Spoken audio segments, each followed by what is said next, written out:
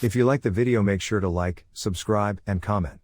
For more videos like this. Truckers and drivers, what is something you have seen driving at night that gave you chills?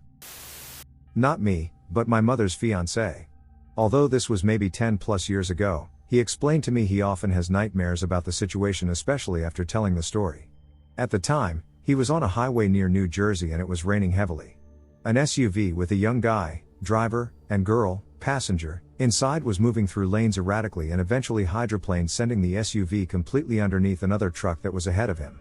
When an accident happens with a truck, I believe that the others surrounding also have to pull over to help assist, which they did. My mother's fiancé goes over to the wrecked truck. The driver is perfect without a scratch but is running around full of adrenaline and disbelief. However, when he goes around to the passenger side and pulls out the young girl, he notices that she had been completely scalped.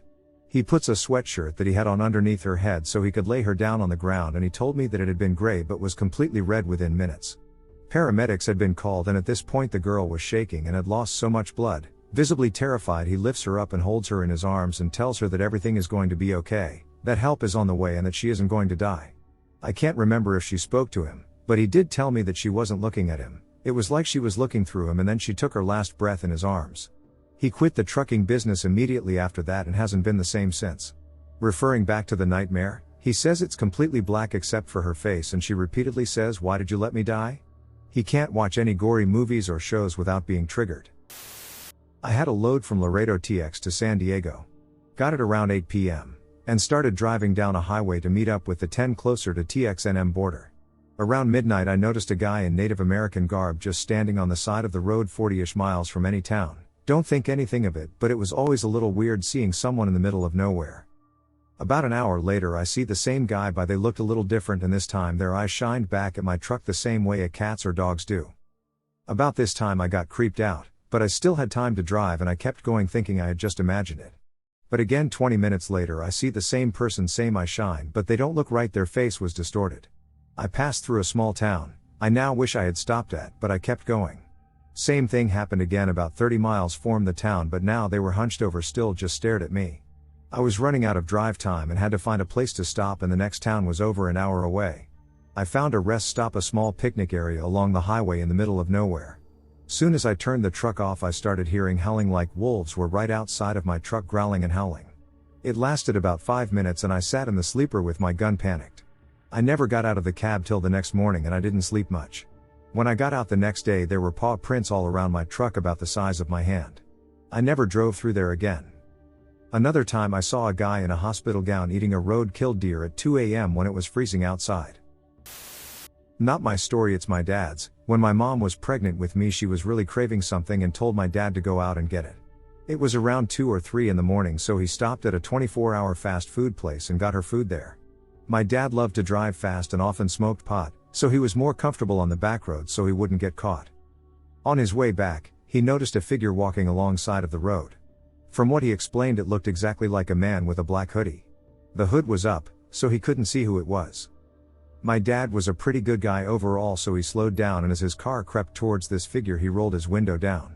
His initial idea was to offer this person a ride home so they didn't have to walk in the dark. As his car almost stopped, the figure looked at him. The way he explained it was that the man had a face that looked like television static whenever your TV lost signal. And its neck stretched until the head made its way into the car and staring at him inches away. My dad immediately swerved the car over to get away, and he almost ended up wrecking his car. He drove home as fast as he could. When I still lived with him he refused to take me down that road. I begged him and he still refused. Which is probably the best idea, but I'm curious and I want to know. Either this really happened or he was super high-eyed, but there's an even scarier story that someone else in our family has told me about the same thing. It's a lot to type though, so I'll talk about it only if people seem interested. Only people in our family have seen it though, and I'm curious. I want to see it, as messed up as it sounds. So this happened to my second cousin. He is around my dad's age, so he existed way before I unfortunately did. My whole family is a bunch of stoners, so it wasn't unusual for him and some of his buddies to be out in the woods after midnight drinking, smoking, ect. There were maybe 4 of them. They were having the best time of their lives until they started hearing leaves crunching and sticks breaking. At first they assumed it was a deer. They weren't worried since they had grown up in the woods and they knew everything they were supposed to know about keeping yourself safe out there. But then one of them saw it. The man looked exactly the same as my dad said it did. It had a human body, and had a black hoodie on with the hood up over its head, and the signature static face. Immediately sober, they took off. The lights they had were weak, so they still couldn't see as much in the dark, but as they ran they could hear it coming after them. They ran until they found an old beat-up car, and with the last few seconds to spare he and his friends got into the car, which was thankfully unlocked. They locked it from the inside and waited. The figure started circling the car and waiting for them to try and run. One thing that stuck with me though was when he told me that eventually he did drift off to sleep, and he woke up again right before the sun was about to come up and it was still there. Staring at him with its face, almost touching the window glass. He covered his face because he was too terrified to keep looking at it and eventually fell asleep again. When he woke up, it was morning and the figure was gone. I don't talk to that side of my family anymore, but once I'm grown I plan to go to them for more information on it. I want my dad to take me back to that back road so we can camp there in the car or something. I'm super curious about it. As a man that has reached the ripe old age of 48, I can promise you I have seen some shit go down. This one totally takes the cake for me though. I was waiting out front of a truck stop back in the mid-80s. Sitting on a park bench with a guy that had a big Rottweiler kinda dog on a leash with him. I tried to make small talk but he was quite a sourpuss. So we sat in silence for a few minutes until the most unexpected thing I have ever seen happened right before my very eyes. While we were sitting there, a big 18-wheeler pulls in without a trailer, bobtail, so he parks right up front like a normal car would. Inside the cab of the truck with the driver is a little monkey. The dance for the organ grinder kind. I think they are called rhesus monkeys perhaps. Well, the dog spots this lil monkey and proceeds to go apeshit over it. Lunging at the end of his leash and barking at the top of his lungs. Generally making a real spectacle of himself to say the least. The driver is obviously upset, but not nearly as much as the monkey is. Actually, upset may be the wrong adjective to use for the monkey though. In retrospect, I think eagerly aggressive may be a more appropriate description for his disposition. He was pacing the dashboard back and forth, never taking his eyes off of this very aggravated dog. The driver opens his little triangle window that they don't make on cars anymore. The ones made for smokers back in the day. He yells out to this douchebag to call his dog off because it is upsetting his monkey. The guy laughs and says, "No way, I told you he was a jerk, didn't I?" Says that his dog ain't bothering nobody. The dog hasn't shut up since he laid eyes on the monkey. I promise you he is bothering everybody for several blocks around. Now here's where things start to get interesting. The driver says that if he doesn't call his dog off he's gonna let his monkey loose on that dog. Douchebag laughs and says that his dog would eat that monkey alive. Upon hearing this, the driver leans over and reaches into his glove box, I guess. Pulls out one of those tiny baseball bats like you used to get at Astroworld or carnivals, and places it in the monkey's hand. The monkey obviously knows what's about to go down because he is now trying to squeeze out of that little triangular window I mentioned earlier. This monkey has murder in his eyes if I have ever seen it. Driver hollers, "Last chance to save your dog's ass, man." In response, douchebag lets his dog off of the leash. Now we have a situation that has escalated to the point where we have a dog jumping up at the window and a monkey screaming profanities right back at him. Well, the driver finally rolls down the regular window and out leaps all kinds of miniature primate hell. The dog never knew what hit him. Quick as a flash, this monkey is riding on the back of this dog's neck. His two back feet all wrapped up in his neck fur with one hand hanging onto an ear. The other hand, as you may have guessed by now, is steadily and mercilessly raining down blows about this dog's head and face. I mean hard blows.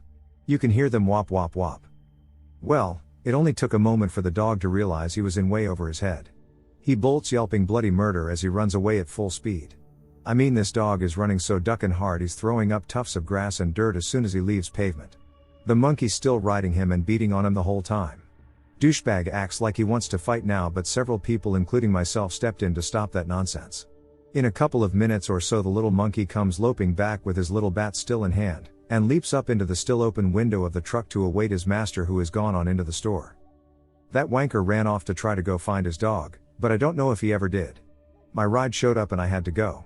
Never again in this lifetime will I see something so totally crazy and unexpected like that. I am both fortunate and humbled to have been so privileged to be present for such an event. Not me, but my cousin shared a story that terrified me. There is a long and quite isolated road that connects two towns together. To the right is moorland that leads to the mountains, and to the left is farmers' fields. There are very little lights on this road, which makes it incredibly dark, and there is a number of fatalities every year. Due to the high fatalities associated with this road, it tends to be quiet during the evening and little to no cars travel along here after dusk. My cousin works as a district nurse on the evening service and this road is her quickest route home. She doesn't scare easy and is an experienced driver, so this road doesn't faze her. One night she was coming back along the road at about 11:30 p.m. and noticed a girl hunched over the side of the road. She thought it was odd as pedestrians were never seen on this road and there were no cars nearby that could have belonged to the girl. My cousin immediately pulled over thinking the girl may need help.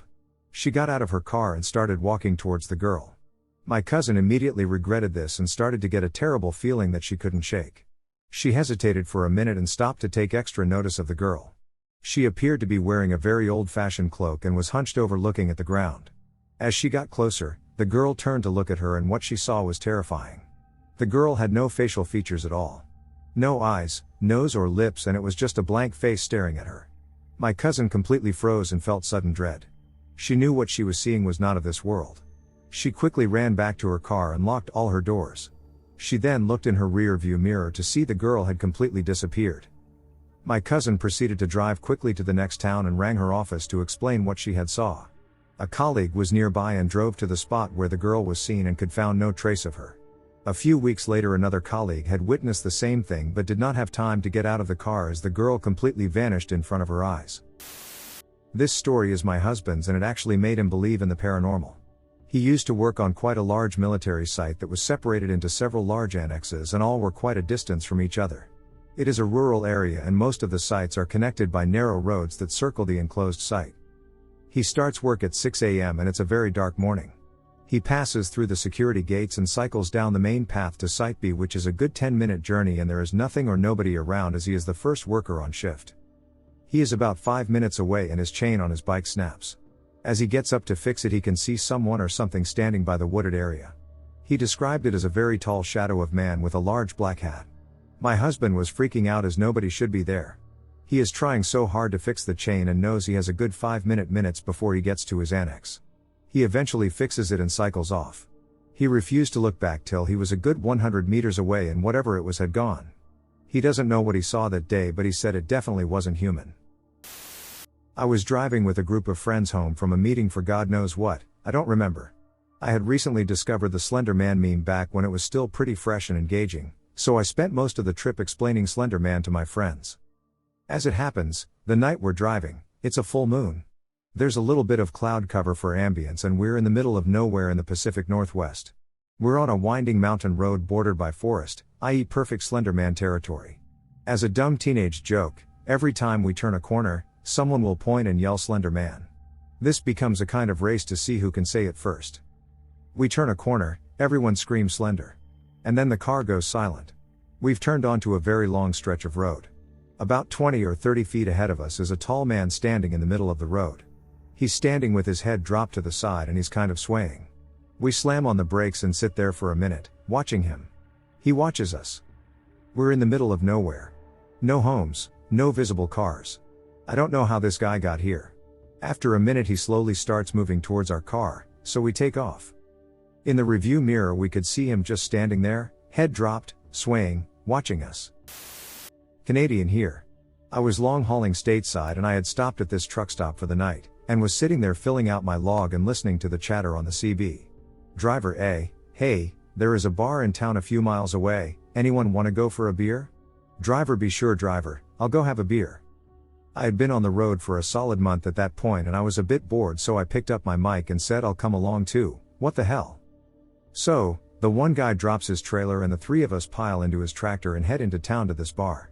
We park in an abandoned gas station parking lot that is basically just a mud pit now. It is on a corner lot. The bar is across the road from it, and there is a grocery store across the road on the other side. So the bar and the grocery store are basically kitty corner to each other. We go into this bar and order some drinks. Driver B hits on some big nasty native chick, gets shot down and sits back down at the table with the two of us. Driver A pulls out a little bag of powder that I remember was orange or brownish in color. He says it's meth, but I have never been into hard drugs, so I am not sure. Driver B says he always wanted to try it, so Driver A and Driver B both snort some. I just sip my beer because I didn't want anything to do with snorting meth and was starting to wonder what the hell I had gotten myself into, considering I now had to ride back to my truck with this dude who is now ducked up on meth. About an hour later Driver B decides he needs some smoke and says he is going to the grocery store to grab some. This is the last time we see Driver B. About an hour later we are wondering where the hell this guy went, considering the guy who actually brought his tractor was sitting across from me and the truck stop was a few miles away. We decide to go to the grocery store and look for him. We walk around the store for a while and see no sign of the guy. When we are at the back of the store, driver says hold on a second, and he looks around to see if anyone can see him and disappears into the staff-only area at the back of the store. I don't want anything to do with this shit, so I just go outside and wait around for him because he is my ride back. Driver comes out of the store walking quickly and says we have to go right now. So we run across the street and jump into the cab of his truck, start the engine, and we are stuck in the muddy lot. We see a pickup truck full of teenagers with a winch on the front and convince them to pull us out. Around this same time, police cars start driving around town with their lights on looking for him, or maybe us, I'm not totally sure. The kids manage to get us out before the cops realize the guys in the stuck truck they are driving past are the guys they are looking for and hightail it back towards the truck stop. On the way the guy shows me a big wad of cash that he has in his pocket. He says he went into the office in the back and the safe was sitting there open. When we get back to the truck stop he backs under his trailer. I get the duck out and get into my truck. About 2 minutes after I get back in my truck, the cops start to driving around the truck stop, probably looking for a truck without a trailer. I didn't come out of the cab of my truck for the rest of the night, and have never gone drinking with random truck drivers again. I have no idea what happened to driver B. I've had 2 similar things happen to me, both on Highway 17 in Northern Ontario as well. First one is not spooky, but it made my heart skip a beat for sure. Just like you, I pulled into one of those snowplow pullouts and got out to pee. As I was standing there, at peace with the world and letting the trouser snake do its thing, this huge bear suddenly pops out of the woods, not 5 meters away from me. We both look at each other, and I'm just thinking I will die trying to run back to my truck, peeing all over myself, and they will find me with my dick hanging out, lol. After a second or two the bear just turned around and went back into the woods, but yeah, I was definitely happy to get back inside my truck. Second one was in the dead of the night in February, 4 years ago. It was -40 outside and I woke up, not knowing why. Just as I was trying to fall back asleep someone or something knocked 3 times on the door of my cab. In the middle of the night, -40 outside and about as far away from any civilization as you can possibly be, Canadian drivers know how utterly remote Northern Ontario can feel. Needless to say I was fully awake now. Just as I was wondering if my mind played tricks on me it knocked again, this time on the passenger side. After gathering all the courage I could muster I pulled the curtain and saw nothing. Nobody to be seen, and the snow around my truck was completely undisturbed. To this day I have no idea where those knocks came from. This happened when I was trying to make the 19-hour drive from Connecticut to Florida without stopping to sleep. I was on I-95 South just after midnight somewhere in South Carolina and I was about 100 miles away from running out of gas. I saw a sign that said there was a gas station at the next exit, so I got off. The exit ramp turned into a 4-way intersection. You could turn left or right, or if you went straight you could get right back on the highway. I pulled up to the end of the ramp, looked to the right, and there was the gas station. I started heading in that direction, but then I saw something that made me slam on my brakes. I looked at this gas station and I suddenly saw 6 people, dressed in white shirts and white pants, dancing around the parking lot. It creeped me out. I didn't think there was anything supernatural about it at the time, but it was really odd that a group of people were dancing in an empty gas station parking lot around midnight. I didn't hear any music, but all 6 of them were moving like they were in a big mosh pit. Then one of them noticed me. He had been dancing very fluidly right at the front of the gas station, but all of a sudden he stopped, looked right at me for a few seconds, and started walking toward my car really quickly. As he took the first few steps toward us, he seemed to just snap. I don't really know how else to explain it, but it looked like the man's spine completely bent at a 90-degree angle as he lurched into a weird power walk and continued walking right at my car, staying all hunched over like that. I floored it, went straight through the intersection and got right back on the highway. As I pulled away, my girlfriend and I simultaneously said something like, "Did you ducking see that?" Her version of the story was identical to mine. The only difference is that she only saw 5 gas station dancers, whereas I saw 6 of them. We got gas at the next well-lit rest stop, an actual truck stop, not just some gas station off the side of the road. She's my wife now, and we have an unofficial wedding vow that we'll never stop in South Carolina for gas at night again. Drove with my dad back home from my grandma's place, and the road you have to take is surrounded by woods and there's barely any houses. There's a crossroad where the path splits into 2. One continues to be asphalt and another is gravel road. Anyway, when we came close enough we saw a black hooded figure standing on the side. He or she / it was wearing a huge cloak all the way to the ground and was facing away from us. I just drove past, shocked, and asked my dad if he saw it. He dismissed it and said I should keep driving, but he was clearly nervous. I was driving at about 1 to 2 a.m., coming home from a board game night at a friend's place that had run really late. They lived in a rural area, so it was a long and lonely drive home. I was alone in my car. There were 3 odd things that happened in quick succession. The first is that I drove into a very heavy bank of fog. The fog wasn't even that uncommon in the area, but only in the mornings and never after midnight. This area wasn't close to the ocean or something, and there was no wind, so it couldn't have been blown from somewhere else. Weird, but not unexplainable or scary. I reduced my speed so the car was only doing 40 or so and continued on. Eventually, I drove out of it. The second was that I came upon a huge tree that was on fire. Completely engulfed, had to be at least 3 stories tall. It was a fair way from the road, and there was nobody I could see around it. Sometimes people burn out old trees, but why would they do it at 2 a.m.? There had been no storm, so it couldn't have been a lightning strike. The weirdest thing about it was that it felt strange looking at it. Like it was some kind of portent or omen. I'm not a religious or superstitious person, but looking at this tree, I can't even explain the feeling. Like something important was happening or coming. But on I drove. Then I came upon a section of the road that was undergoing maintenance.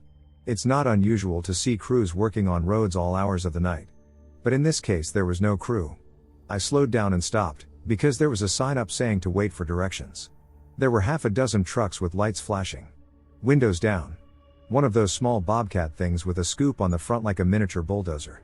Even a radio playing somewhere, even though I couldn't see it. The scene is burned into my brain 5 years later. The song American Pie was playing on the radio. And suddenly I was afraid. More afraid than I had ever been before or since. I have been bitten by a deadly snake miles from help, had a gun pointed at me by a schizophrenic, seen my sister nearly fall off a cliff. But never in my life have I been as afraid as I was in that moment. It was like I was actually having trouble catching my breath. It was flat ground in every direction. Even if these dozens of men had decided to hide as some sort of prank, there was nowhere for them to go. Then suddenly the song kind of skipped on the lyrics, "The jester stole his thorny crown." Except it wasn't like the same section of the song was just playing again. It was more like time was skipping. I don't even know how to explain this. I suddenly realized that something terrible was about to happen to me. Probably the same thing that had happened to the road crew. So I punched the gas.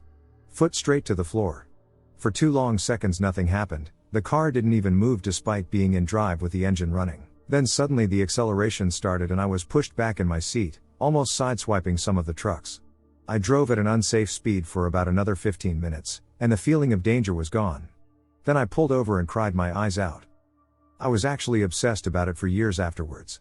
The weather reports didn't record any fog, and I posted to Facebook groups in the area asking if anyone else had seen it, but nobody said they had. I drove the route a week later in daylight looking for the charred remains of the tree, but could never find anything. Even if it had burnt to the ground, there still should have been a patch of dead grass. I called up the Department of Main Roads and asked them how long the work on that particular stretch of road would be continuing, only to have them tell me that the last maintenance they had done on that area has been 7 years ago and not in the section I described. When I went back to look for the tree, I could see no evidence of any fresh repairs. In fact, there were several potholes, and that is usually the first thing fixed. I actually ended up going to see a psych about it. I was worried I had experienced some kind of adult-onset mental illness. He couldn't seem to find anything wrong with me. So I never got any answers. When I was 18, I was driving down some dark and winding roads at night. First time in the area and was on my way to a friend's house. Going about 45 miles per hour, a golden retriever ran out of the brush and within a couple seconds I just fully smashed into it, felt it go under the car, and slammed my brakes. I looked for at least 20 minutes for the dog I had just 100% bodied. Finally, I gave up, and decided to keep going to my friend's house, which was only about 100 yards away at this point. I let him know what happened, and he told me one of his neighbors had a golden retriever that had ran away recently. Eventually, night goes on, my guilt is rising, and I decide to just go back home. On my way back down the road, there it was. The ducking dog. Big chillin' in the middle of the road exactly where I thought I'd ended its life, looking happy as can be. I got out, examined the dog, and brought it to my friend's house, considering they knew the owners. It still ducks me up to this day to think about it. It legit made no sense at all. Me and my cousin were on a road trip and we stopped at a gas station. I forgot where exactly we were cause it was quite a long time ago, but the area we were in was known for a monster supposedly called a Skinwalker. We were traveling with a RV, so we park on the side of the gas station. We were going around and joking about how a skinwalker is gonna eat us. We decide to just keep going. So we are driving and we see a coyote on the road a little further ahead. My cousin tells me to shut off the RV and don't move or make a sound. I watched the coyote morph into what looked like a hunched human. It had quite long legs and arms. It started charging towards the RV. At speeds that no human could ever reach. It was circling around the RV. Eventually I fell asleep. I got woken up by a deputy pulling over the RV cause we were parked in a parking lot for too long. It turns out that was a skinwalker. My cousin drove us to the town and we decided to just fly back to our hometown. Well, it started when my friend destroyed his Jeep driving through a ditch. We were off-roading with a few guys and this dude did some stupid shit. Well, he had to get his Jeep towed and the other guy we were with decided he would stay behind with him and let one of us take his Jeep home. We're on our way back in his Jeep at around 2 in the morning. We're doing around 50 or 60 miles per hour. Suddenly his Jeep starts shaking violently and after about 15 minutes of trial and error we figure out that the only way to prevent that is to constantly change speeds. We would alternate going between 15 and 55 miles per hour. While we're in this 15-minute trial and error period a few terrifying things happen. We're in the middle of Alabama at 2 a.m. We give the owner a call and ask what the duck is wrong. He said it's a normal occurrence after off-roading and he's sorry he didn't tell us. Okay, whatever. After about 5 minutes after the call a ducking huge pack of wild dogs come running straight up to the side of the Jeep. There were about 20 dogs all barking and jumping at us. We sped up and drove away immediately. We eventually hit an area with some houses and a church. I looked to my right and behind the church is a giant burning cross. I turned everyone's attention towards it and told them to drive away right ducking now. I was terrified. We drove the rest of the way home without incident. Needless to say, I probably won't be going back to Alabama. A few years ago while I was driving home from my night shift security job, it was about 6:20 a.m. during the summer so it wasn't completely dark out. I was coming around a small curve in the highway and I seen a thing it looked like a naked human walking on all fours in that strange butt-up posture you make while bear crawling. It was moving slow across the road with its head swaying back and forth as it crawled across the road in front of me. I was too confused to be scared so I continued on home. A day or two later I was talking to my parents who live about 2 miles from where I had seen that thing and told them about it. They told me some years before 2 of their friends were walking in that area and both came running to their house scared to death and would never tell anyone what had happened or what they had seen. Later while telling scary stories with my friends I told them of the thing I had seen that night. One of my friends who is a cop said about 8 years ago a man was ran over at that curve and everyone in the community thought he was a skinwalker. It doesn't scare me, I still drive that same road all the time day and night, but I still look for it every time I drive by that curve. I was driving alone from eastern Colorado to Wyoming in the middle of the night on a dirt road. It was the type of darkness that most people never get to experience. Like being in the middle of the ocean. No cities or even small towns for hundreds of miles in every direction. Once I hit the border of Wyoming the road became pavement. After about half an hour I hear this loud bang and my car pulls hard to the middle of the road. I got a flat tire. I pull over and get out and it's just quiet as can be. So dark, not a single light of any kind for hundreds of miles except my dome and headlights. I start changing the tire by myself feeling really uneasy about being alone in the middle of nowhere. So I get the tools and the spare out of the trunk and start changing the flat as fast as I can. For some reason I'm trying to be quiet because it feels like every little sound I make is incredibly loud. I even turned my music off. I'm crouched down finishing up, tightening the lug nuts on the spare, when I hear from right behind me need any help with that. In a man's voice. I spin around and stand up fast as duck and no one is there. I look across the street in the other lane and no one is there. I grab the tire iron and start yelling who's there? Who's out there? Dead silence. I mean, I could hear my heart beating. I could barely see the other side of the road because of the darkness but I knew that there was nothing anywhere around me but dirt and sagebrush. I spin those lung nuts on, crank 'em tight, spin the jack down, the whole time I have that feeling someone is right behind me. I throw all the tools in the trunk with the flat and could not jump back in my car fast enough. I felt like someone was going to stop me from closing the door when I slammed it shut. I sped home to Wyoming freaked the duck out the whole time. Checking my back seat over and over again. I have 3 that have stuck with me almost 15 years after they occurred. Over the course of one summer when I was still in high school, I could have sworn that I saw a ghost on 3 separate occasions. I grew up in a heavily wooded area about 20 miles outside of a major city. As I was driving on a back road on a misty night, I saw what clearly appeared to be a human silhouette in the mist against the headlights of an oncoming car. The silhouette turned its head and looked directly at me before the car simply drove through it and it vanished. The second was a few weeks later on the way to a friend's house. Different back road, but within about 5 miles of the first. There was a singular house on the road, and a streetlight on the road near it. I had driven by the house dozens of times and thought nothing of it, but this time I looked in my rear view as I passed under the streetlight and saw someone standing in the middle of the street and staring at me about 1 second after I had driven through. Like, impossibly close to when my car had gone through. The third was about a month after that, near a graveyard about a mile from my house. Not a spooky graveyard or anything, just one right near the road. A man was walking toward my car as I sat at a red light. He seemed to be unsteady on his feet. Probably a drunk guy or someone that needed help, but I ran that red light without a second thought. A couple years ago a friend and I were going down the road on the way back from 7 to 11. It was super dark and stuff and it was this long dirt road. Basically that meant no cops and we could speed to his place. About halfway back I spot these two reflective eyes in a bush. I think it's probably a deer or a coyote or something, but I couldn't really see it because of the bush. After we passed it I looked in the rear view mirror to try to get a better look at it. That's when I saw the eyes begin to move towards us. Mind you, our car is going about 80 to 90 miles per hour down this dirt road, and this thing is gaining on us. So I turn to my friend and ask him if he sees it. He looks back and says something along the lines of "what the hell is that?" and hits the gas. Now we're going about 100 and this thing is still gaining on us. Suddenly it's at my window and I can see what looks like a greyhound dog running right beside my window on 2 legs. It stared at me the whole time and didn't break eye contact. We were so freaked out, and just before I went to snap a picture of it, it darted into a nearby bush. Scariest thing I've seen. I was on a 3-hour drive west in northern Arkansas and it was about 2 a.m. It was a windy 2-lane state highway. I saw a woman in a yellow sweater walking along the road the opposite direction of me. I thought it was odd because we were miles away from any houses or the nearest town.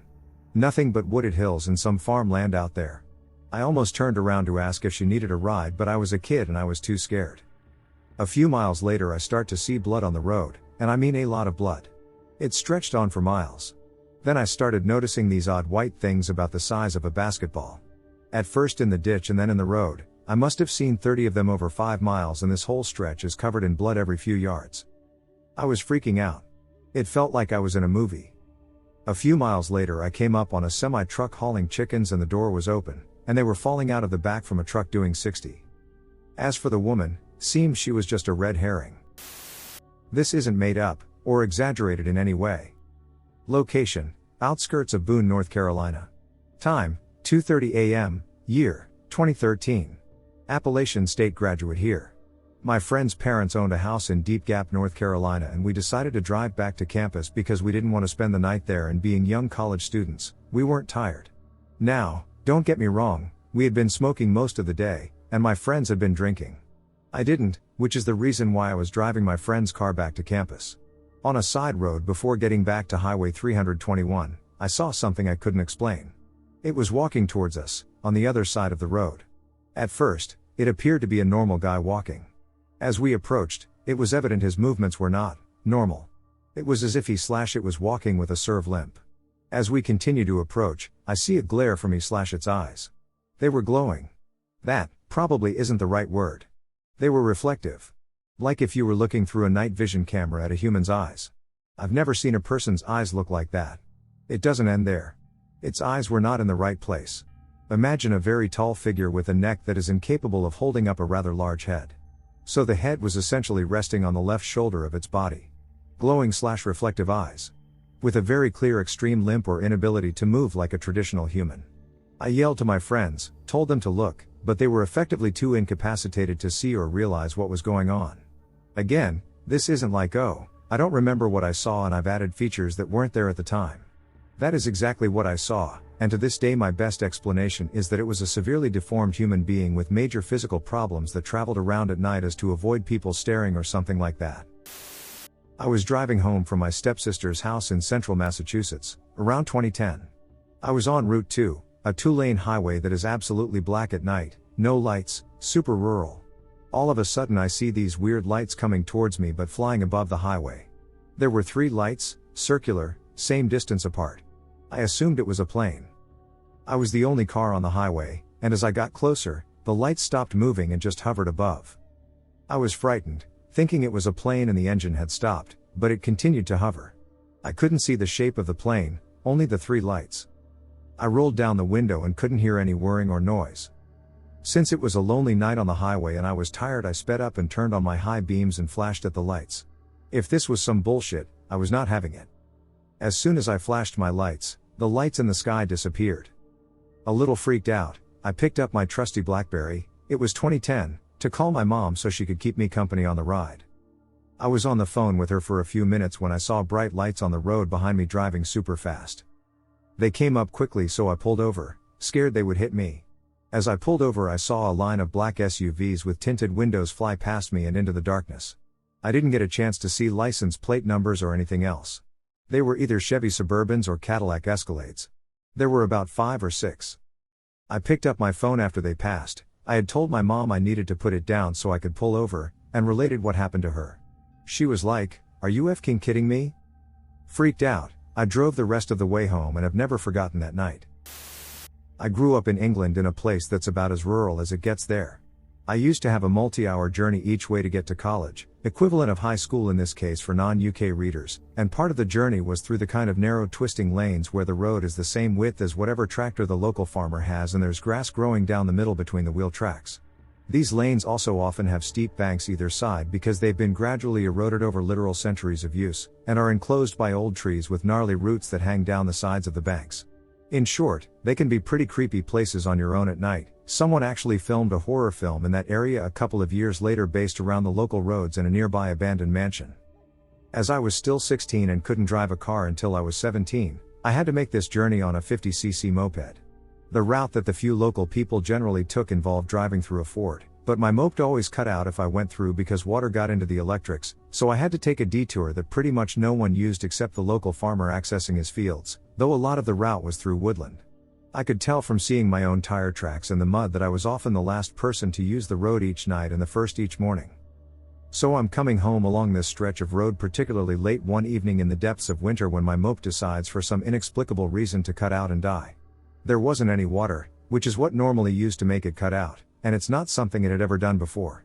I can't get it restarted, either, so I pull it as far to the side of the road as I can in case I have to abandon it, and in frustration I hit the instrument panel, which causes the lights to die.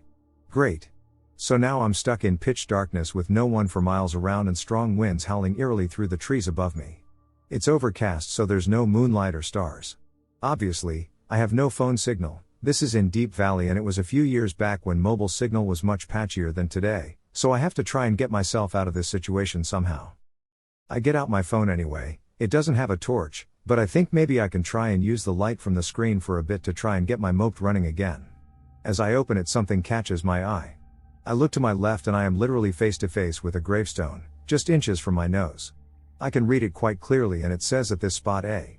B. surname lost his life through a carriage accident, January 13, 1843, note, name removed and year not certain. To make it especially creepy, it was the 13th of January. While I think I audibly yelped, I suddenly felt like I was in a horror film and very nearly turned my underwear a new shade of brown. It was a bit of an anticlimax though really. The mope eventually started working again just as randomly as it stopped, and I drove home carefully without a headlight since I knew there would be no one around anyway. I think I kept an indicator on or something just in case. It wasn't actually a grave, just a memorial. I still tried to avoid that road after dark where possible, though. One odd thing did happen maybe a couple of weeks later, though. Occasionally my mum would be available to drive me to and from college, and on one such day there had been a lot of rain, so the ford was impassable by car and she drove via the route past the memorial stone. Note that this was in broad daylight and decent weather. Shortly before the stone there was a very tight 90-degree corner, and as she drove around it she just suddenly stopped the car dead. After a brief moment she started driving again and everything was normal, but she found it very hard to explain what happened. She said it was like the road just disappeared in front of her and there was just blackness, something like some of the black dog stories other people have told on here.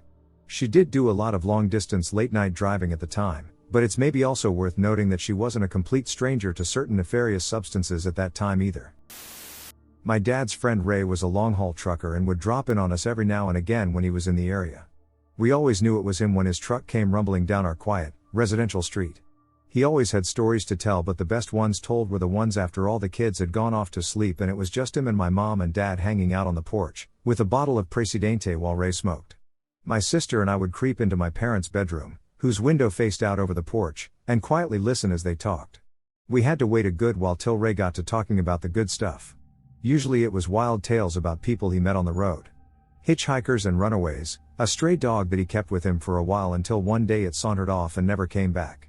Sometimes he told ghost stories, like the one where an old lady sat beside him at a diner and he looked around to see who she was with and a flustered lady came and led her away, briefly apologizing to him. Later that night he kept catching glimpses of the old lady sitting on the passenger seat. But when he turned his head she wasn't there. He chalked it up to being tired and sleepy, but he said he kept seeing her for the next couple of weeks till a friend told him to talk to her and ask what she wanted. So he did and never saw her again. Or the one where he saw his own dad, long since passed away, waving him down as he drove through Refugio, a small Texas town. He chalked it up to exhaustion too, and pulled over to stretch his legs and get a quick bite to eat. He was at a small gas station eating a hot dog or something when he said he saw state troopers barrel through town, sirens silent, lights flashing. Found out there had been some kind of shootout and he thinks if he'd kept going he might have ended up in the midst of it. But the one story that still pops into my head from time to time, when I least expect it, and usually when I'm alone, is when he was driving through Arizona, just outside of Phoenix. He said it was just getting dark when he saw the station wagon flipped over on the side of the road and a semi pulled off to the side on the opposite side of the road. No emergency vehicles yet. He pulled over in front the station wagon and called it in on his CB, then ran back to see if he could help.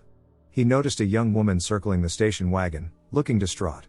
He asked her if she was okay, who else was in the car, but she didn't answer, just walked around looking lost. He turned back to the vehicle and saw the driver was conscious but bleeding from his head. He helped get him out and together they got two kids out from the backseat. The kids were conscious but asked for their mom. That's when Ray remembered the young woman and turned back to look for her, but she was gone. Emergency services arrived and he stood by and watched while they pulled the wagon upright. He left when he saw the lifeless body of the young woman pulled out of the wreck.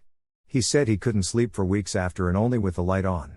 In fact, that's around the time he picked up a random stray dog to keep him company because he didn't like the thought of being alone.